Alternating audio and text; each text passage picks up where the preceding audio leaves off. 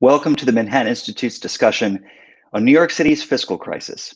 I'm Michael Hendricks, Director of State and Local Policy here at MI, and we're grateful to be joined by you and some of MI's leading experts on the city and its finances. The city is in its deepest downturn since the Great Depression. Hundreds of thousands of New Yorkers are out of jobs, businesses are shuttered, and the city faces unprecedented declines in tax revenue. Just this week, the city's independent budget office projected a tax revenue shortfall of $9.5 billion over the next 2 fiscal years in New York City, much greater than the administration's anticipated shortfall. While New York entered this downturn, having been able to avoid making a lot of tough choices, there's little avoiding tough fiscal straits for the foreseeable future. So today, we're going to ask just what is the city's fiscal state? And how does the state impact the city? What is the federal role? And where are we going to go from here? And where do we want to go from here? To answer these questions and your questions, we have a stellar lineup. After I introduce them, we'll dive right into your questions throughout our program on our Slido platform, and I'll either wrap them into our discussion or save them for Q&A at the end.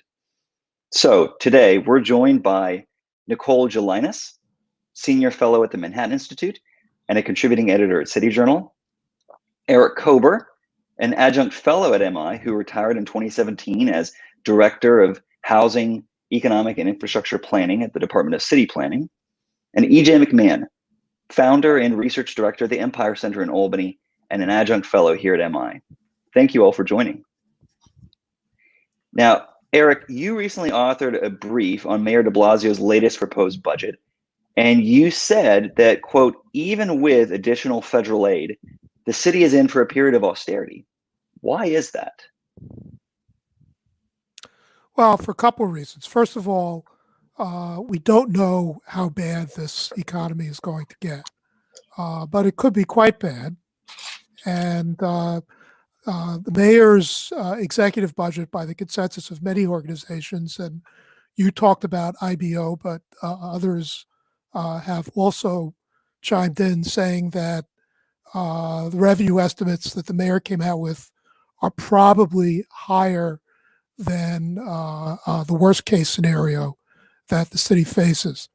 So the city really doesn't know how bad it's going to get. At the same time, while federal aid is certainly appropriate, the federal government has a history of stabilizing local economies in times of fiscal shocks. We don't know how much money we're going to get from the federal government. And the sort of structure of the federal government is really biased against large and relatively affluent states like New York. It's biased towards small states. And so if New York were to get a share of the total pie that's in proportion even to its population, that would be a considerable achievement. And that allocation, whatever it ultimately ends up being, has to be shared not only with the city, but the state and other municipalities in the state and other entities, other governmental entities. And given all this uncertainty, I think it's a very safe assumption, a reasonable assumption that the city is not going to be made fully whole, and that it needs to plan for a much less favorable scenario than it's currently planning for. Nicole, I'm wondering if you could expand on Eric's thoughts here. You've written that the mayor has, quote, shown no indication that he understands the fiscal severity that the city is facing. And you've also said that the MTA is, I believe the quote was, begging and borrowing to stay alive. Why is the city and its subway struggling now? Yes, thank you, Michael, and thank you to Eric and EJ, my fellow co-panelists. I think the mayor is not being conservative enough when it comes to estimating these revenue shortfalls. If we went back to last November, the last budget update that was put out before the virus started to first affect our Chinese tourists to the US and then obviously spread much beyond that, the city was expecting to take in about $66 billion in tax revenues for the upcoming fiscal year, which starts in a few weeks on July 1st. Of those tax revenues, about half comes from the property tax. The other half comes from personal income, business income, sales. Biggest of those is the personal income tax. So if you're looking at $66 billion of tax revenues that were supposed to come in, and we're basically missing a quarter of economic activity, it is more prudent to think that we're going to lose at least 20% of our fiscal year tax revenue. So that would bring you closer to $14 billion in lost tax revenue just for one fiscal year. I think we could even lose $20 billion in lost tax revenue. The MTA has this much worse because half of their budget comes from fares and tolls. The other half comes from tax subsidies. And their fare and toll revenue on the subway and on the commuter rail system has gone down to being non-existent. On the bridges and tunnels, which historically subsidized the mass transit system, traffic has been down more than 60%. So those revenues have just fallen off as well. I don't think it harms us if we err on the side of saying tax revenues are going to fall further than they actually fall, and then we would be left with a positive surprise. But the city is certainly not doing that. You don't see that from the city council in the budget hearings that the city council held all week. Very little atmosphere in those city council hearings of a real crisis and pushing the agency heads to really look for every last dollar, or even frankly every first dollar that they can cut out of the budget before having to go and affect frontline services. That's fascinating. EJ, what are you seeing up in Albany? What might that mean for the city's fiscal picture? What we're seeing in Albany is a bad outlook and otherwise fiscal paralysis. This is about as bad a financial outlook as the state has ever had, at least since they began keeping the books in the current fashion 30 or 40 years ago. What's really kind of surprising about this is that New York State has the earliest fiscal year start of any state. Our fiscal year is peculiar. It begins April 1st. The vast majority of states start on July 1st, so they haven't gone to their new fiscal year yet. New York was ahead of the curve when it came to understanding that it had to make budget adjustments to reflect the impact of the pandemic. Unfortunately, as recently as well into the crisis as March 1st, which was following the week that the stock market first had its major drop and correction in the space of a week due to pandemic fears.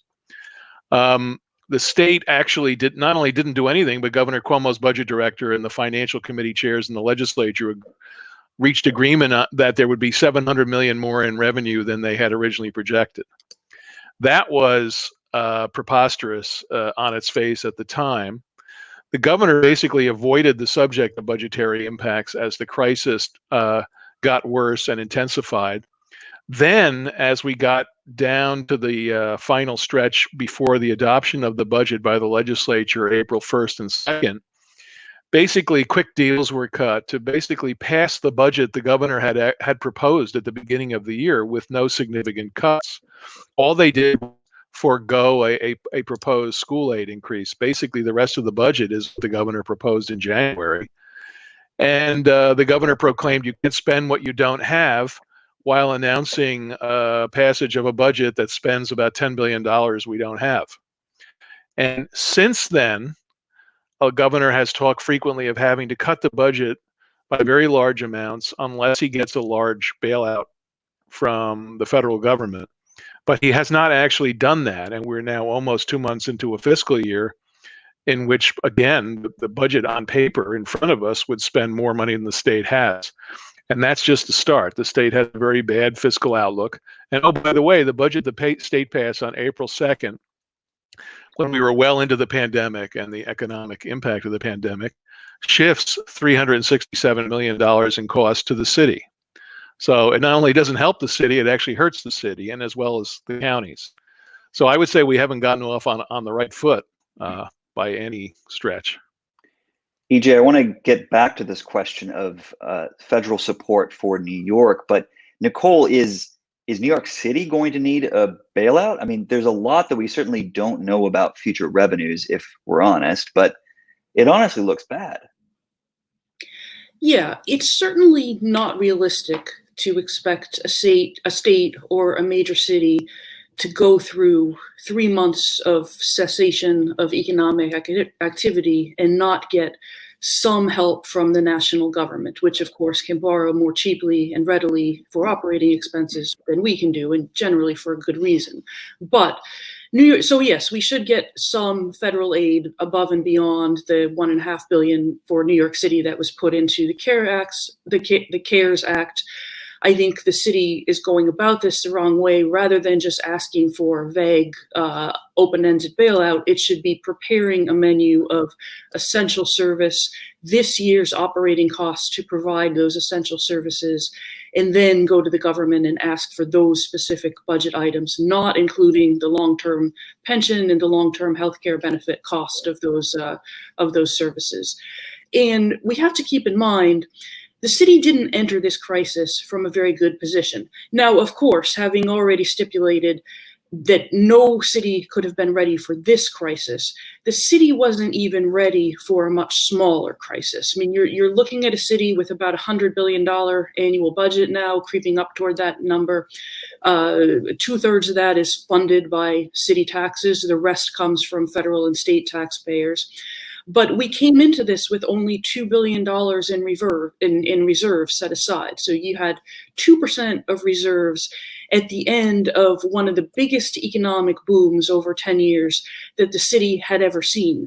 So if you want to be the progressive government that holds your workforce as harmless as possible and that continues to provide services even through a mild recession, then you would have needed to put away a much more aggressive reserve fund. It would not have been unreasonable for us to have stowed up, $10–15 billion, and that would have gotten us through the first phase of the first fiscal year of this crisis. But we had very little. I mean, we're already dipping into long-term funds that we set aside for future retiree health benefits. That's already a $100 billion unfunded liability. So New York, in some ways, although this crisis is obviously certainly not its fault, it is suffering already from wanting to be the progressive government, but not wanting to pay for that progressive government, even and not being able to afford to pay for that progressive government, even before the pandemic hit us. EJ, it seems like there's a similar situation or some parallel here with Albany and a mismatch between resources and vision. I believe Governor Cuomo is asking for $60 billion in federal aid for New York. Should he get it? And if so, are there strings attached? No. The governor tends to, there's no number big enough that the governor is unwilling to exaggerate it further, I think. There's a bit of gamesmanship in that figure, $60 billion plus. He doesn't need, by any stretch, $60 billion. The current budget hole is at worst 10, and actually he would be more than happy to get 7 or 8 billion from the federal government on a stopgap basis now. Would make it unnecessary for him to do any serious cuts in the current year. The biggest problem is that, in contrast to any previous fiscal crisis in the last 40 or 50 years, this one is based not on partly on very large spending trends, but on the fact that the state is projecting, not unrealistically, that its tax receipts are dropping by $7 or $8 billion in the current year, and that total tax receipts won't recover to last year's level for 4 more years, till 2024. That means that your resources have been knocked down several pegs in terms of what they can support, and spending is on a trend to go far beyond that. And so if the federal government gives the state funding sufficient to avoid any cuts for any period of time, even for 2 or 3 years, as it did in 2009, the experience here in New York indicates there will be very little fiscal discipline on the state level until they're absolutely forced to confront a scarifying sort of cliff that they're about to fall off when federal aid finally dries up. Right now, again, to repeat, we're 2 months into the fiscal year almost, and actually the governor has not really made anything in the way of real cuts. The main thing he's done is he has withheld indefinitely a few $100 million in state revenue sharing aid to cities, mostly smaller cities around the state, which are the most fiscally vulnerable right now and which are going to have huge cash flow problems as a result. So I would say that a lot of there have to be conditions tied to any federal aid to make sure that the state doesn't just continue business as usual, or as the governor himself put it in one of his recent briefings, he wants to be able to do what he normally does, or he was complaining that he can't do what he normally does. And unfortunately, that what he normally does, while not excessive by New York historic standards, is $10 billion or more than we can afford right now, much less in the future. Eric, if I wonder if we can't necessarily, if we're saying we can't necessarily afford business as usual, how should we be adjusting here? I want to bring in some of the questions from the audience. I see a question from Alan. Does COVID provide an opportunity for the city to roll back some of its spendthrift provisions, such as in headcount or overpayment on employee compensation?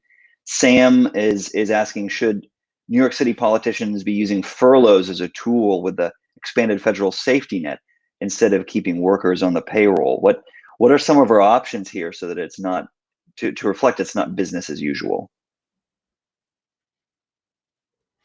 Well, one option that the mayor has embraced is a hiring freeze, which is to say that the city is not filling vacant positions at the moment. And that does result in some cash savings in the current fiscal year, the next fiscal year, if those positions aren't filled. Beyond that, there are many things that the city can do and has done in the past that helps it control the costs of its personnel, which are the largest portion of city expenditures. A freeze on salary increases, for example, is one thing. An early retirement program in which older employees are encouraged to take retirement through some kind of financial incentive. Again, if those positions are not refilled, the city then can save money. Beyond that, there is the issue of simply reducing the headcount through furloughs, which are temporary, or through layoffs, which are permanent. And many observers of the city have commented on the fact that despite technological advancement that has led to higher productivity in the private sector, that the city keeps adding people, and that its headcount has gone up steadily over the last couple of decades. What happened during the Bloomberg administration is that during the good times in the early part of the 2000s, headcount went up dramatically. Then it fell quite significantly after the Great Recession in 2008. The Blasio administration has not only restored the cuts that Bloomberg made, but added staff on top of that. So the sort of ideal way that this would be done is through considered productivity improvements in which the city would use technology and better work practices to reduce the number of people it needs to perform the same level of services. What has frequently happened in the past is that the city gets itself into such a deep hole that cuts are made kind of willy-nilly, and just people are laid off on a basis of just 5% of each agency or some similar formulaic method. And it's done in a way that actually harms services for a time. And that may well happen again as we get further into this crisis. Eric, I think you're making a point too that Nicole, you've made, that we seem to be cutting the very things that make New York City livable, and that we often have some of the greatest control over: our parks, pools, beaches, not really rolling out open streets as much, while still paying billions in union back pay or barely touching pet projects. So expand on how we should be reorienting New York City fiscally. Yeah, we need to be doing triage. Right now, about 500,000 people, generally on the higher income side, have fled the city, at least temporarily. We don't want to give them more reasons not to come back. So things like the public park, the public beaches, open streets so people can bike to work should they choose to go back to work in a Manhattan office. All of these things are part of the essential services. And yes, how do we pay for those things in addition to paying for basic police, fire, sanitation, everything else? Yes, we need to do furloughs to save cash right now. We have tens of thousands of people who serve school lunch, who cook the school lunch, who help school children cross the street, who inspect restaurants. All of these things are important, but right now they can't do these jobs. They can be transferred onto the federal safety net, most of them to absolutely no financial harm. The city can continue to pay health benefits. You buy yourself 6 months of cost savings across tens of thousands of jobs. That hopefully gives you the money to hire these people back in the fall or in the spring. But if not, it also gives you the cash to make sure that layoffs in the future don't have to be as dire as they otherwise would be. So that's something that the city should have been doing in March, should have done at minimum in April, but not brought up again at the city council hearings. A wage freeze, as both EJ and Eric have suggested, is critical. No public sector employee should expect a private sector tax base that has now lost more than 900,000 jobs in New York City to support wage increases for the public sector workforce. But not only just not wage increases, the city continues to budget for a 1% raise across the workforce that it hasn't yet contractually signed. Come three years from now, that's going to cost us an extra $2 billion a year. But the city is still budgeting for that. At minimum, that should be zeroed out. A $1.5 billion payment that the city has to make in back pay for teachers this October, that should be canceled. You can say, well, you can't cancel it. You agreed to it. That is where you also use the tool of layoffs and furloughs. If teachers and other civilian workers don't agree to give back that back payment pay for work done in 2008, then you have, unfortunately, a worse fiscal situation where you are going to have more crowded classrooms, less assistance for teachers and so forth. But there's a lot the city can do without having to go threaten to lay off cops, as the mayor has already done. 2,000 new educational administrative workers that de Blasio has hired that go through every single one of those jobs in the back office. Is that job necessary now? Now, of course, any budget cutting is basically sending someone out to a job market that is non-existent. But again, that is something that the city should have thought of during the good times. It cannot hold the city workforce harmless with an evaporating tax base. It will make it worse in the long run for these workers as well. Now, I want us to touch on spending on capital projects. I know there's a lot of questions we're getting from the audience on that. But Anita is asking here, can this stressful fiscal time be used to renegotiate costly public sector contracts? I want to turn to you, EJ. What do you think about that question? But especially with the point to clarify that the city has some of its hands tied by state law on what it can do with personnel management. Isn't that right?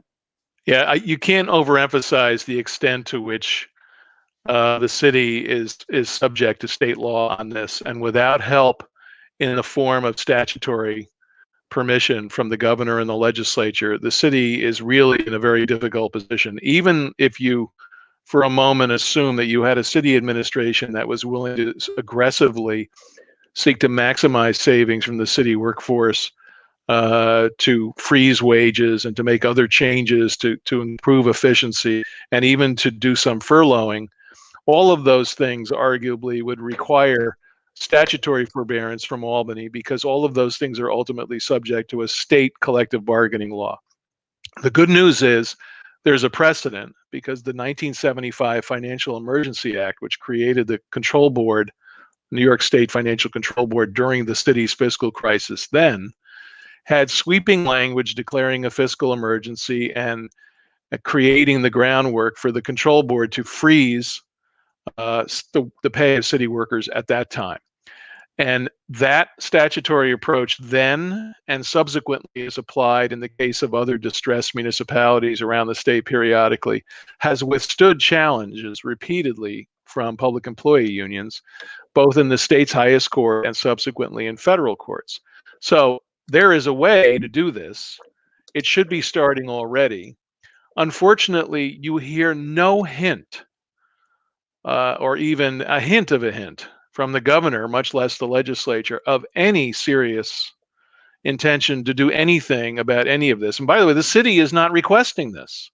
The main thing the city council is hammering the legislature for on background right now is the ability to do more short-term borrowing to cover their cash flow problem due to the change in tax filing deadlines. It's difficult to overemphasize just how frozen everything is. We couldn't possibly be facing a worse situation at every level of government, especially municipal governments, city government in New York City, municipal governments elsewhere in the state of New York. And essentially, no steps are being taken to deal with this. The legislature is not in session. When it has, quote, sessions, unquote, virtually, it does them online. The current majorities in the legislature have no inclination, it appears, based on what they say, to begin addressing these problems other than sort of griping that the governor has too much power, which he's not using right now. We're basically wasting valuable time. And again, a pay freeze, just to start with, is a way to preserve public services. You don't have to reduce staff as much if you don't have to give raises to everybody working for the city, and for that matter, for the state and every other level of government in New York. And we estimated it would be more than $700 million conservatively in the next city budget, just for city employees, not counting the MTA or the Health and Hospitals Corporation. So these are essential steps that need to happen. The city can't possibly balance its budget without help from the state. And I don't mean a handout of money from the state. I mean flexibility that requires a state law for the city to manage in straitened circumstances and to make changes, personnel changes and changes in the deployment of workers and in what they're paid, so as to try to deal with the so-called new normal. We're not seeing that now, and that should be really very troubling. EJ, just a quick question, and this is also from the audience. Have reported tensions between the mayor and governor in any ways deepened this fiscal crisis, do you think? Well, there's no question that they have not helped. The tensions between Governor Cuomo and Mayor de Blasio have not helped the city, or for that matter, in the longer run, the state, I would argue, for years now. In this situation, I think it makes a bad situation worse. Now, there's a history of tension to some degree or another between mayors and governors in New York. Under Governors Pataki and Mayor Giuliani, it was largely a creative tension, although it was real. I think right now it's not. It's actually going to make the situation harder. Again, as I said, in recent budgets, Governor Cuomo has seldom resisted an opportunity to kind of nickel and dime the city in ways that just kind of get dings in on the city budget, which he continued to claim publicly has lots of money and can afford anything he throws at them. In the current budget, in this pandemic, the state shifted $357 million in cost to the city. Now, whether one makes a case for it one way or the other, if the federal government had done that to New York State, you would never be hearing the end of it from the governor. But in a way that has no financial impact on the state. I'm not talking about money, but the state needs to create statutory flexibility for the city of New York, for all other local governments, and last but not least, for itself to manage in this situation. And it's not doing so. There's not a spirit of cooperation. In fact, if you listen to or you subject yourself to the governor's daily briefings or read the transcripts of those briefings, you will search in vain for any indication that the governor actually has any specific concern about the fiscal condition or outlook for New York City or any other local governments in New York State. In fact, he tends to claim that the state is the entity that funds everything. He said more than once and repeatedly in the last 2 weeks, I pay for police, I pay for hospitals, etc. First person singular often. Well, the state of New York has no direct role in funding local police. It has a revenue sharing program that if you counted every penny as being related somehow to local police, it would be like maybe 30% of the cops outside New York City. He basically is concerned and focused entirely on the state budget. The relationship with the city has not been good, and it does not bode well for the outlook, I would say, in the near future. Now, I believe, Eric, you wrote in your recent issue brief that the governor, as EJ was saying, can impose special oversight powers over the city's budget. That decision, I believe, normally comes in and around July. We should also have a New York City budget decision in June. What should we be watching here with both next month and in July with these kind of decisions?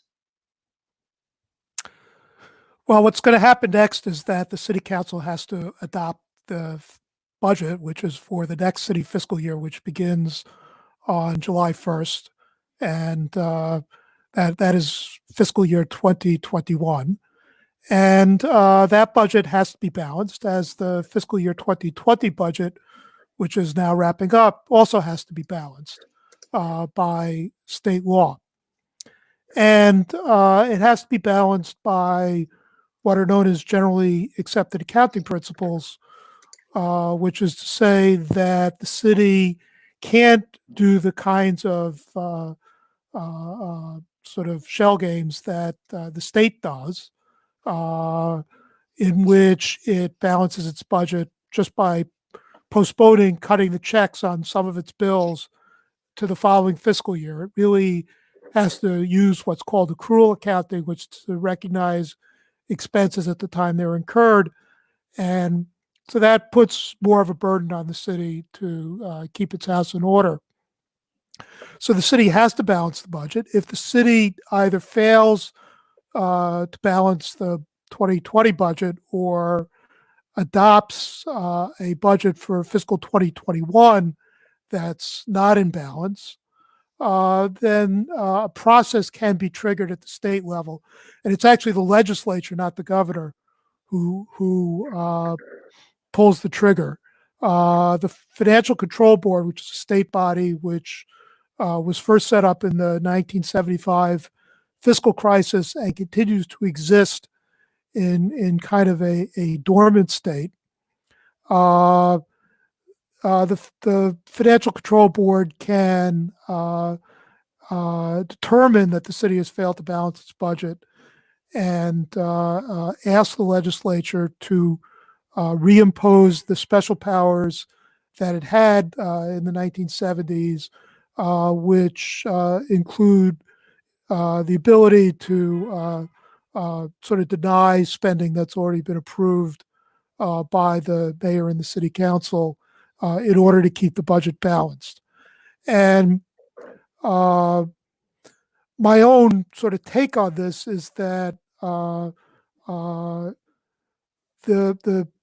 club of the Financial Control Board really exists to make sure that the city balances its budget, and that it would be it's just a sort of an unbearable humiliation for both the mayor and the city council to have an unelected state board take over the city's finances.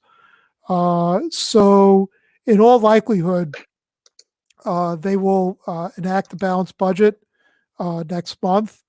But how they balance the budget is important.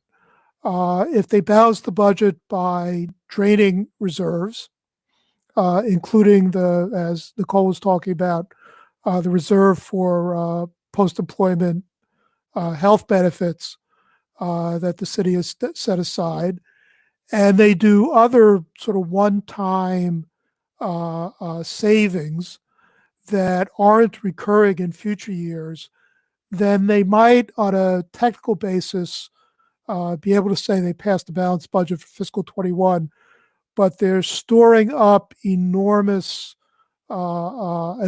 deficit in the following fiscal year, which begins in the middle of next year, and in which many economic observers believe that the city's economy will not have fully recovered from the current recession, and city revenues will continue to be quite depressed.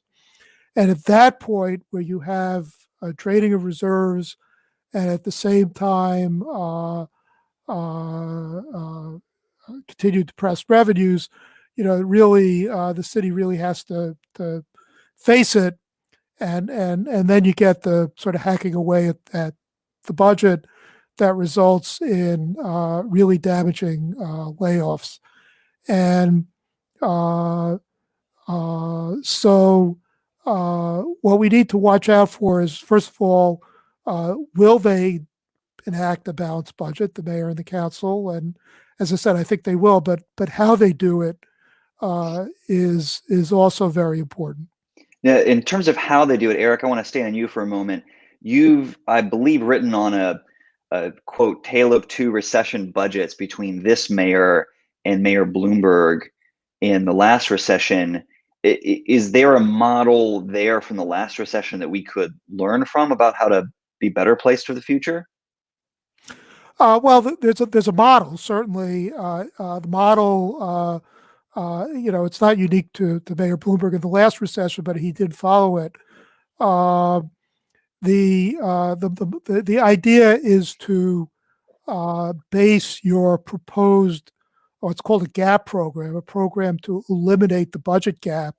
Base your program of budget savings and revenue increases if they're realistic, and probably not very realistic in this context. But base that on a worst case scenario, which you hope won't happen. And the current city controller, Scott Stringer, suggested in his comments on the executive budget that the recurring savings that agencies achieve in the next fiscal year and subsequent fiscal years should be in the range of 4% of the base coming into the next fiscal year of what agency spending was in the current year. And Bloomberg's cuts in 2009 were close to that. They were around 3.8%.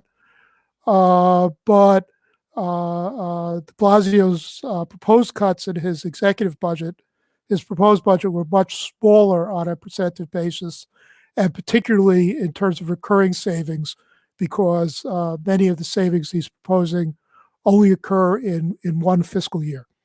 So, so there is a playbook.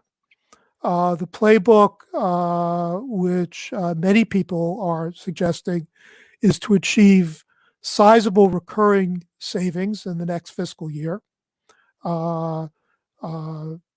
As I said, Stringer has suggested 4%. A Daily News editorial suggested 4 to 5%.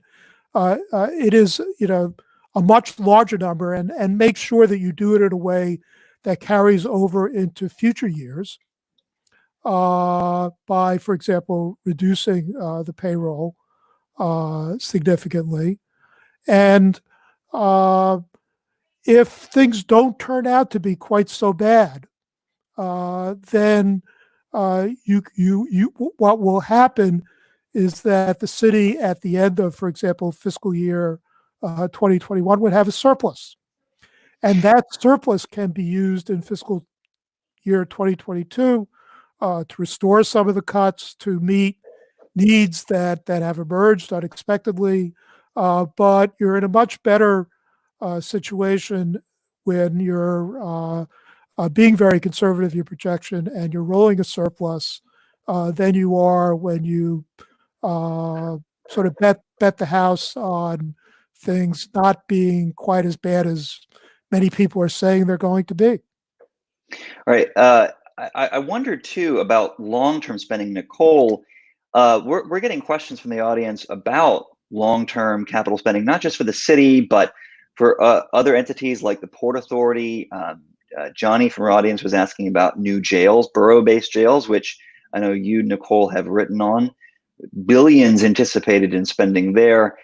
Michael is also asking about continued airport spending versus the kind of demand that the MTA is getting for spending on transit, rail, buses, things like that. Nicole, what should we be doing about that long-term capital spending to keep in mind the kind of new fiscal environment that we're in?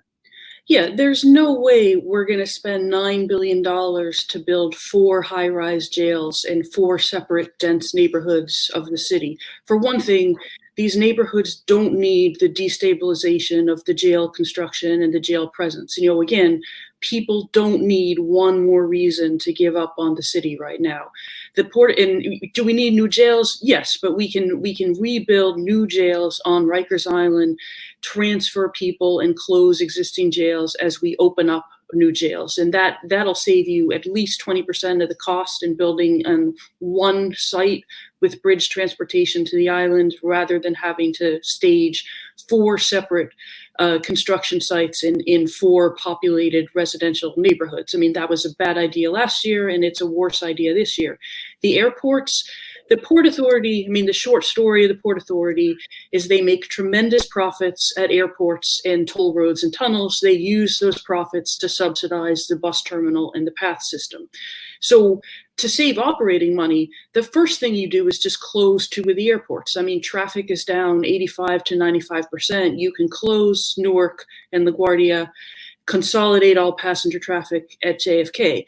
And you sort of, suggest this to the Port Authority, and they say, well, we would have to ask the FAA, so we can't do it. Well, ask the FAA. I mean, the worst thing that they could say is no, but that is an example of nimble, flexible decision-making that would save you a few $100 million right now that you're going to need back later. Longer term spending, if we go ahead to fiscal year 22, 23, 24, since Eric gave the optimistic case that we end up with a surplus next year, and I'm not disagreeing with Eric because none of us knows what's going to happen, but to give a counterpoint, I will give the pessimistic case. This is a discontinuous event. If you look at the last 50 years and ignore, little recessions, even the 2008 recession, even ignore the fiscal crisis of the 1970s for a few minutes, the city's economic development policy for the past 50 years has had 2 components. You cram a lot of people into office buildings in Midtown. That's, we got all of the 6th Avenue buildings, all of the Park Avenue buildings, Madison Avenue. We've continued to build large buildings on Madison Avenue. So cram daytime workers into tall office buildings. The other part of that, so we did that starting in the late 60s. It was in the 1969 master plan, and it basically worked. I mean, give the Lindsay administration some visionary credit. The other part of that is over the next decade, starting in the late 70s and through the 80s, you rebuilt the transit system so you could get those people back and forth to offices. So we kind of solved the problem of middle-class flight to the suburbs and bringing them back during the day. So every single day before coronavirus, you move 4 million people onto the island of Manhattan in the morning, you cram them into office towers, and at the end of the day, you move 4 million people off the island of Manhattan. Most of the people, almost all of them, take mass transportation to Manhattan. If you had only a 30% drop in transit ridership on the pre-corona numbers, you would double the number of cars in Manhattan. Manhattan would just be a standstill. So right now, both sides of this equation are broken. There's no indication that people are going to go back to office towers the way they were last year or over the winter. And there's no indication that we figured out how we're going to get them there. We don't know how we run mass transit safely in this environment. And it's not only the coronavirus situation, does a vaccine solve this? Well, people's commutes were pretty miserable before this because the city and the state had sort of squandered decades of boom time not building the transit infrastructure that we needed to build. I mean, a lot of people working at home in the suburbs, in the outer boroughs are saying, I really don't want to go back to work to Manhattan 5 days a week. That is the underpinning of the radius of a 100-mile economy. Taking billions of dollars home from Manhattan every day is what props up Long Island real estate prices, Westchester, what contributes to outer borough activity. And so if that is going to be broken long term, and maybe it will, maybe it won't, but we have to consider the possibility, then we're not talking about do we have to cut $20 billion from the budget? We're talking about rebuilding a budget from scratch and rethinking what has basically kept the city together for the past 50 years, which is essentially Manhattan creates wealth, that wealth is redistributed in massive amounts of spending throughout the region. Can we move to a different model if that model is broken? Historically, the city has changed models, but historically it takes about 20 years of pretty heavy pain before we competently switch models, and we also need a lot of luck. EJ, I'm going to get to you in just a moment on long-term reform, but Eric, a question for you. If, as Nicole is saying, we're worried about people returning or not returning to Midtown, or we're seeing people leaving New York City permanently or temporarily, what does that mean for tax revenues? I see that there's a question here from Christine on income taxes, but I know, Eric, you're also looking at property taxes too. Well, I think that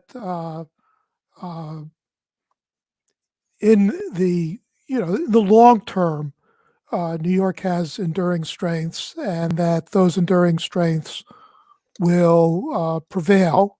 The city has a history of having bounced back from some pretty significant economic shocks, not only the fiscal crisis in the 1970s, but also the Great Depression before that, and time after the early 1990s, where there was a steep recession after 9/11, and the Great Recession. So the city has a history of bouncing back from economic shocks. The question from my perspective is really the short term. And of course, what everybody wants to know is how short is the short term in which we're going to experience a great deal of pain. And, the answer is that we don't know, and that we should be, first of all, as we've been talking about here, budgeting on the basis of being able to endure a multi-year period of depressed finances, and then asking how do we set ourselves up for the recovery. The recovery is not going to be the same economy. The recovery economy is not going to be the same economy that we had going in earlier this year in January, say, or February. There are certain aspects of this we understand pretty well. Large retail is going to be sort of terrestrial retail is going to be greatly diminished. Other industries are going to be substantially different. International tourism is probably going to be among the hardest hit industries and among the industries that will take longest to recover. Other kinds of economic activity may increase. So, but we need to understand how we can be competitive. The city had a housing crisis going into this recession. It's going to alleviate itself a little bit as a consequence of fewer people moving to the city to take jobs. But we don't want to make our housing affordable by being distressed. That's not a long-term solution. The city needs to begin to solve its long-term housing problem by being more open to private investment in new housing. EJ, I wonder, can we be hopeful for long-term reform in Albany or City Hall? Do you want an honest one-word answer? Yes. No. Let me put it this way. I'm pessimistic based on what we see so far. I'm pessimistic that it's going to take an unfolding calamity that is so crystal clear that even Albany and New York City politicians understand it, by which point it'll be even harder to fix what's broken. But I would point out the following. I just was double checking the numbers. In fact, in 2017, residents of New York City and residents of New Jersey and Connecticut, who were New York State taxpayers, who were largely commuters, generated over half of New York State's income tax, which is its largest revenue source. Another statistic which you may have heard is that over 40% of the New York State income tax is paid by the highest earning 1% of taxpayers, which are generally income millionaires who are predominantly concentrated, not entirely, in the New York City metro area. We all know what we're seeing and hearing about the temporary dislocation and relocation of New Yorkers, particularly affluent and wealthy Manhattanites and Brooklyn residents, to other locations during the pandemic. We could be witnessing an unfolding irony, which is, you hear a lot of talk about the urban model and will cities survive. You could have a situation where there's such a correction in rents and real estate prices that the city's population stabilizes and does not go down. But if you lose enough of your most affluent and highest earning taxpayers, the governance model will be even more broken than it is right now, because we've constructed a public finance model at the state level in New York and in New York City that is heavily dependent on very high value property and on very high earning individuals. And if you don't retain all of those people and retain the value of that property, you are in huge trouble. And by the way, I'm not even talking about capital. There are many, many fascinating discussions to be had about misplaced capital priorities. And I would say Nicole in particular does a great job of leading a lot of those discussions, for instance, with regard to these prisons or the MTA. I'm not even getting to capital, because capital involves the sort of money that politicians view as a quasi-play money, because it's bonds, it's bonded capital, and involves a strong federal component. I'm talking about the operating budgets of the city and the state of New York. Without a commitment to reform, and I mean statutory reform driven at the state level, the city and the state, and by the way, by extension, a lot of local governments all over the state, are in big trouble. I liken the city of New York, there's a very unusual governance model and situation in New York State seen nowhere else in the country. One way to look at New York City is that New York City is the largest regional government in the Americas. The other way to look at New York City is that New York City is one of two states located within New York State. It has a state-sized budget, it has a state-sized population, it has a state-sized array of taxes and regulations. But it is ultimately a stepchild of another state, the state that it is within.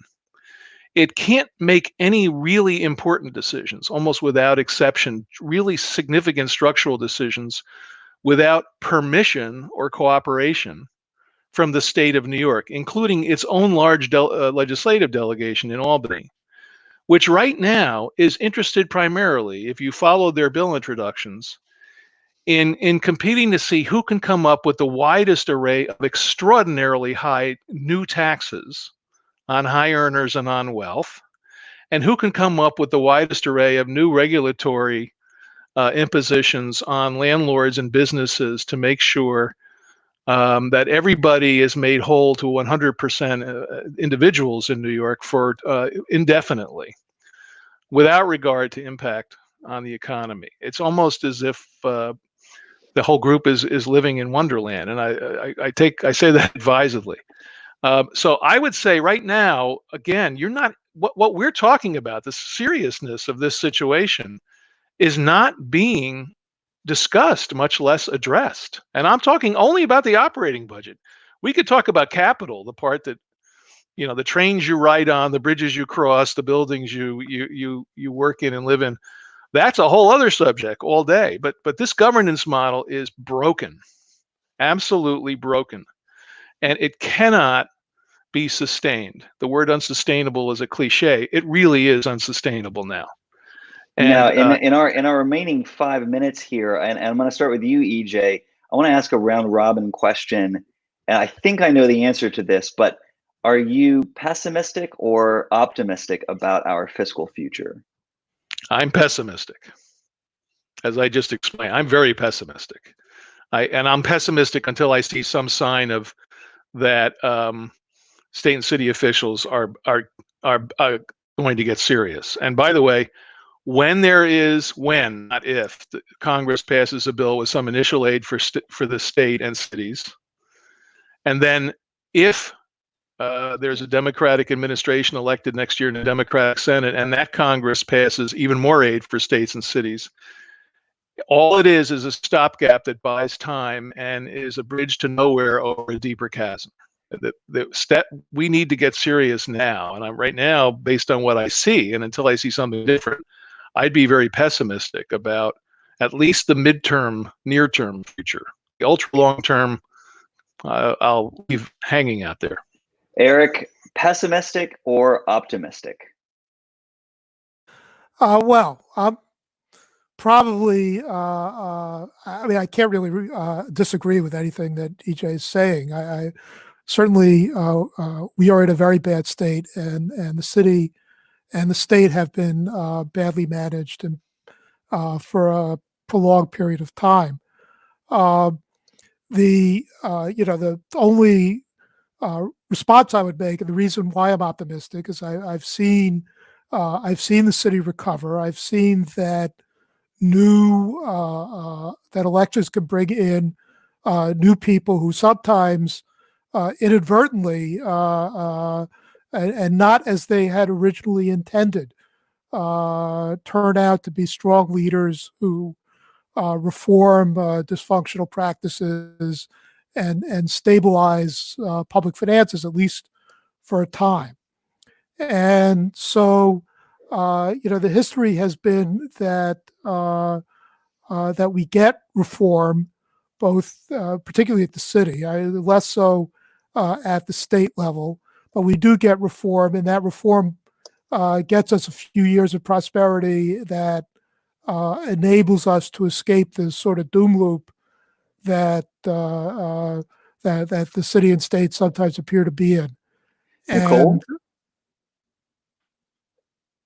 Because I agree with EJ, to replenish our population, we're going to need a massive revaluation of the property market in New York City and probably in the surrounding suburbs. And market clearing, get a lot of these vacant buildings in Manhattan that were bought as investment properties, get them filled with long-term tenants. That's a big step toward building a more resilient city. But the other side of the coin of revaluing the property market is that you've got to revalue the entire city budget. And so how do you provide the level of redistributive services across the city budget that we've grown accustomed to providing for half a century? I don't think, and without a lot of pain in terms of union unrest, social unrest, a lot of people having to make painful readjustments to their way of life, I don't think anyone has answered that part. So if people do not resume going back into an office 5 days a week on mass transit, we are going to have to rethink a lot of these things. And yes, we will come out of it at some point, but at some point could be a long time away.